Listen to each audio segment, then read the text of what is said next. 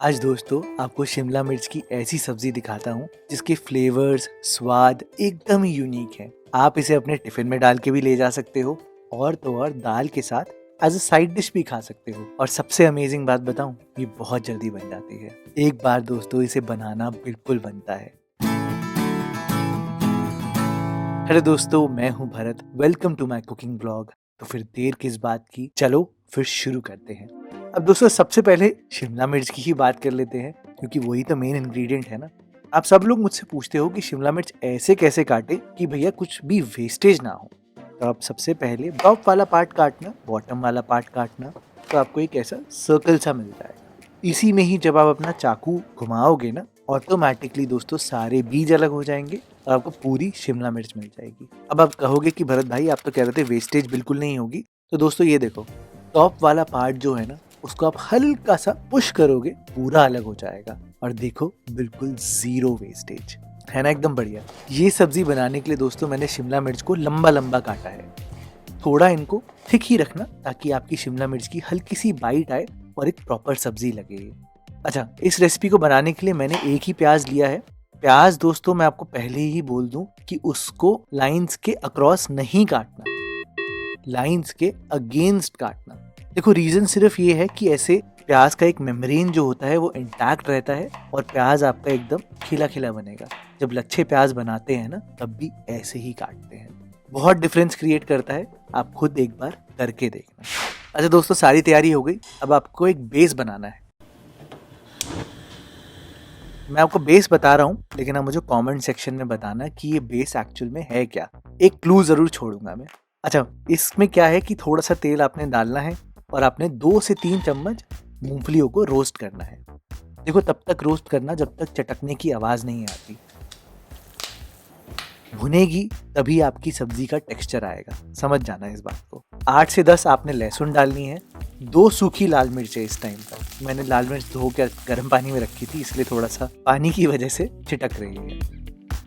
थोड़ा सा रोस्ट करना जब तक लहसुन में एक रंग सा नहीं चढ़ता, कच्चापन बिल्कुल दूर हो जाए, उस स्टेज तक करना। और बस फिर ही आप यहाँ पर 1.5 इंच तक अदरक डालना। लगभग 1/4 कप के आसपास ये सूखा नारियल है और 2 हरी मिर्चें। देखो दोस्तों, इस रेसिपी में ज्यादा मसाले बिल्कुल नहीं है। जो बेस फ्लेवर है वो इसी का ही है, तो इसलिए यहाँ पर आप नोटिस करोगे मिर्ची थोड़ी सी ज्यादा है।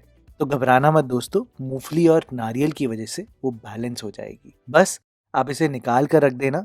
और आपको क्या लगता है ये क्या है, ये मुझे कमेंट सेक्शन में जरूर बताना। एक बहुत ही फेमस महाराष्ट्रियन डिश से इंस्पायर्ड है।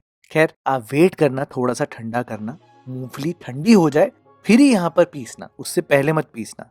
मूंगफली में क्रंच होना चाहिए, ये देखो ऐसा। तभी जब आप पीसोगे ना तो दरदरा टेक्सचर आएगा। मैं यहाँ पर हमेशा सिर्फ पल्स मोड में ही पीसता हूँ मूंगफली को, ताकि एकदम कोर्स हो टेक्सचर। ये देखो ऐसा। अब आप देखना, आपने यहाँ पर सारी शिमला मिर्च डालनी है, प्याज डालने हैं। प्याज अगर चाहो तो मैं बोलना भूल गया कि आप 2 भी ले सकते हो, अगर आपको प्याज शिमला मिर्च दोनों पसंद है। इसी के ऊपर आप वो मूंगफली वाली चटनी डाल देना, धनिया की डंठल और थोड़ा सा धनिया, 1 चम्मच कश्मीरी लाल मिर्च, कसूरी मेथी बहुत जरूरी है, भर के मैंने डाली है, आप कम भी डाल सकते हो। पहले सारी चीजों को मिला देना। यही हमारी सब्जी का बेस है दोस्तों। आपने एक चीज नोटिस करी होगी कि अभी तक इस रेसिपी में नमक तो आया ही नहीं। नमक बहुत इंपॉर्टेंट रोल प्ले करता है दोस्तों हमारे खाने में। अब आप देखना नमक मैं किस स्टेज पर डालूंगा, क्योंकि वो ही डिफाइन करेगी कि आपकी एंड रेसिपी का रिजल्ट कैसा आएगा। तो उसी कढ़ाई पर चलते हैं। थोड़ा सा तेल बचा था, मैंने हल्का सा और डाला है। देखो मैं इसको थोड़ा रेस्टोरेंट स्टाइल बना रहा हूँ क्योंकि मैंने इसको एक रेस्टोरेंट में ही खाया था, वहीं से मैंने रेसिपी सीखी। आप बिल्कुल तेल को कम कर सकते हो, तब भी ये बहुत अच्छा बनता है दोस्तों। गरम गरम तेल में आप यहाँ पर जीरा डालना, सरसों डालना और तिल डालना। इसके साथ साथ बहुत सारा करी पत्ता डालना और वही प्याज शिमला मिर्च को डाल देना। अब अगर आपको प्याज शिमला मिर्च एकदम सॉफ्ट नरम पसंद है अपनी सब्जी में, तो आप इस स्टेज पर नमक डाल देना। अगर आपको मेरी तरह थोड़े से खड़े खड़े प्याज शिमला मिर्च पसंद है तो गलती से भी नमक यहाँ पर मत डालना। ये जो डेफिनेशन है ना दोस्तों, ये आपको खुद डिसाइड करनी है। बस मेरे कहने पे इस टाइम पर 1 चम्मच तक हल्दी पाउडर डालना, आधा चम्मच ही लाल मिर्च पाउडर डालना।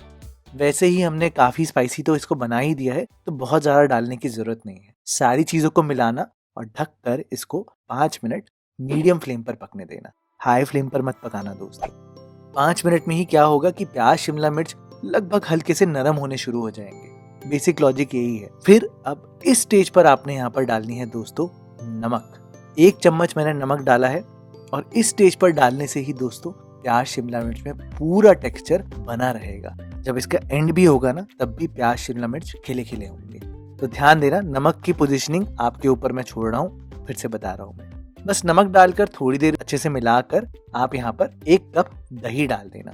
दही ही हमारा पूरा बेस भी बना देगी, दही ही पूरा टेक्सचर भी दे देगी। दही डालते ही फटाफट से आप गैस को यहाँ पर बंद कर देना और फिर दही को जल्दी जल्दी मिलाना। देखो दोस्तों, ये बहुत इंपॉर्टेंट है, नहीं तो दही से पानी बहुत जल्दी रिलीज हो जाएगा और आपकी सब्जी सही नहीं बन पाएगी। जब दही पूरी तरीके से अच्छे से मिल जाए, फिर ही यहाँ पर गैस को ऑन करना। ढक्कन लगाकर आपने 5 से 6 मिनट मीडियम फ्लेम पर पकाना है। आराम से आप दही को पकने देना, लगभग पानी पूरा गायब हो जाएगा।